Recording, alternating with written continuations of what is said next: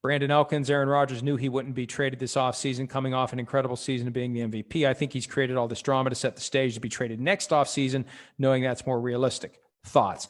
Hey, I don't disagree with that concept. And Peter King made the suggestion weeks ago of a very simple solution.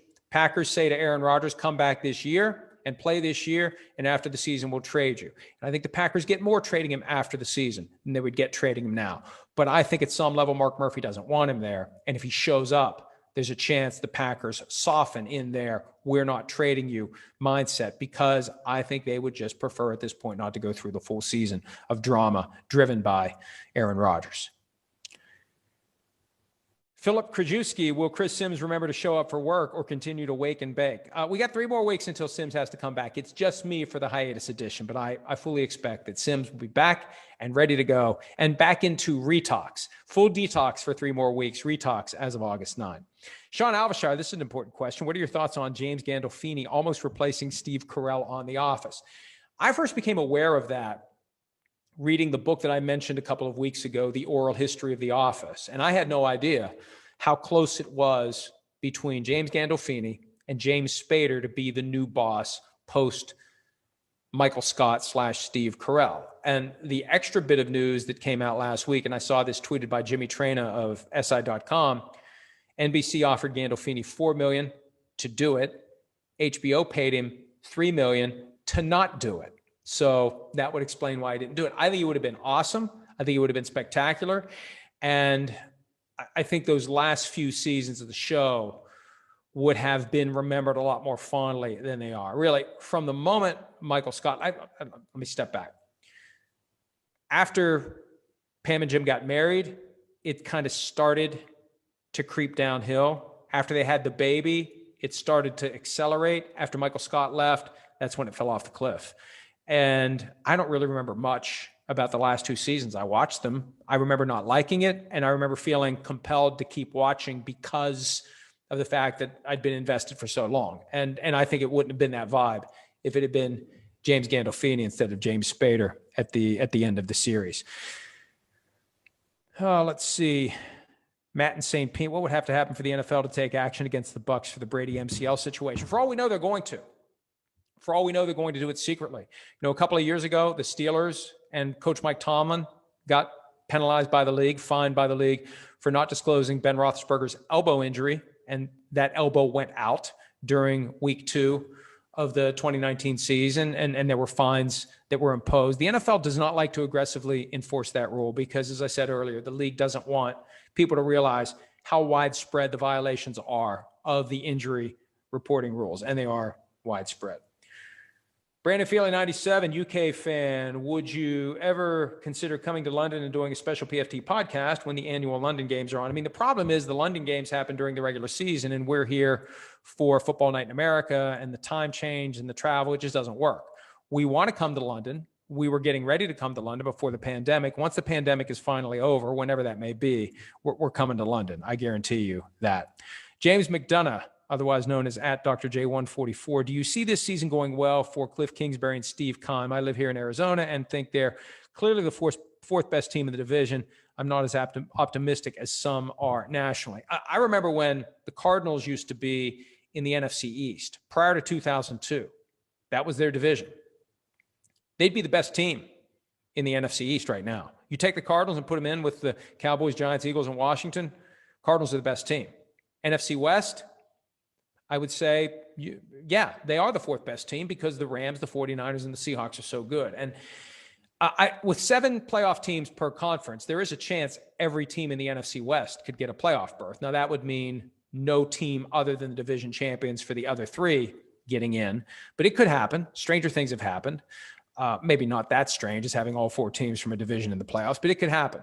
I think if the Cardinals don't make it to the playoffs this year, though, the Cardinals are going to move on from Cliff Kingsbury. The Cardinals have a long history of not sticking with coaches for an extended period of time. Only 2 coaches in the history of the organization have ever made it 6 years. Jim Hannafin from 80 to 85 and Ken Wisenhunt, who took the team to the Super Bowl. Bruce Arians made it 5 years. This is year 3 for Kingsbury. I don't think he gets a 4th one if they don't make it to the playoffs this year. You're already picking up on that vibe, that frustration, that irritation from guys like Kyler Murray. And I think this is it for Kingsbury. Keim may survive, but I don't think Kingsbury does if they don't make it to the playoffs this year. And it is going to be a difficult thing to have happen. PFTP and Posse, as we continue to see the number of competent franchise quarterbacks increase, when or will we start to see them devalued like franchise running backs? I don't think we're going to see quarterbacks get to the point where the supply greatly outweighs the demand. That's what we see with running backs.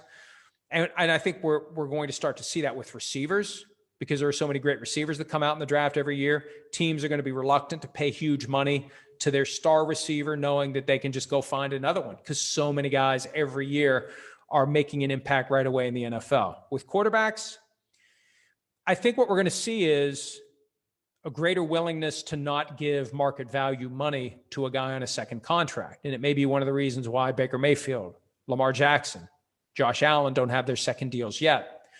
You don't have that same compulsion to lock up with the second contract a quarterback who's landed on the pass side of pass fail as to whether or not he's a bust. I think teams now have the luxury to wait and see whether that player is going to be a true shortlist franchise quarterback. Because if he's not, maybe you don't want to break the bank for him. Maybe you want to think about your options. And it's one of the reasons why so many veteran quarterbacks are available every year. Teams want to find a franchise quarterback. They're willing to move on from a guy who is good enough, but not great enough, in the hopes of finding a guy who will be the answer for 10 or 15 years or longer. And with so many college quarterbacks coming out now who are competent and ready to go, coaches willing to embrace the systems that those quarterbacks thrived in at the college level, that's what's making teams less inclined to overpay a guy who is just average, middle of the pack. Everyone wants that franchise guy who is among the very best in the league. And teams are willing to let the bird in the hand fly away in search of the two in the bush, because if all else fails, they'll find another bird in the hand out there somewhere. All right. Let's see what else we got here. Probably should wrap this up. I'm looking for a good one. Let's see here. Some of these are funny. I'm not going to read them out loud. I like the fact that people have a sense of humor. Can anyone improve their accuracy like Josh Allen did from year 1 to year 3 ever again? That's JP Skabinski. I don't know that. Look, I don't know how much of it was Josh Allen suddenly becoming a better quarterback as it was the Bills surrounding him with the talent that allowed him to become a better quarterback. You go out and get Stephon Diggs, you get a high-end receiver, all of a sudden your quarterback looks a lot better. One of the knocks on Josh Allen coming out of college was his accuracy was not good. Well, his receivers were not good.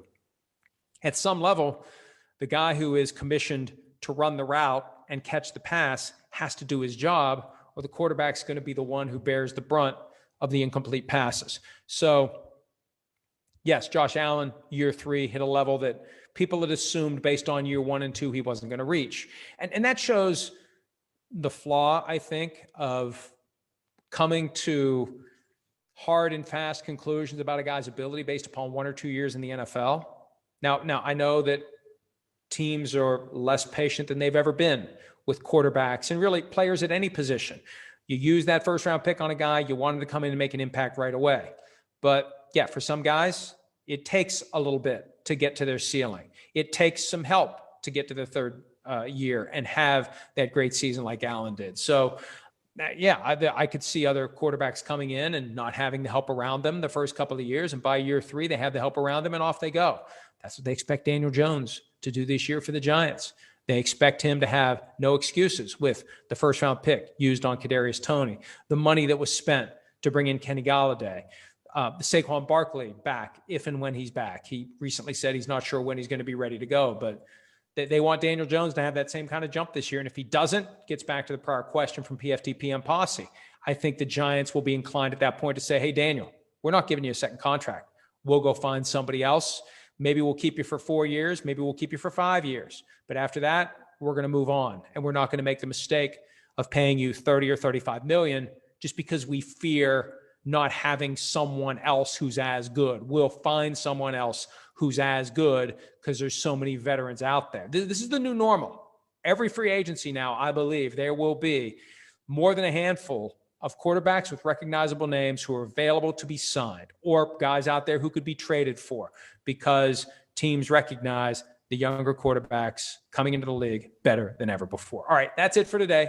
We'll do it again tomorrow. We'll do it every day this week. We're getting ready for the Olympics, which launch this weekend, but we're still going to carve out some time for the PFT Live, PFT PM daily hiatus version of everything happening in the NFL. Thanks, as always, for some of your time, and we'll talk to you again tomorrow.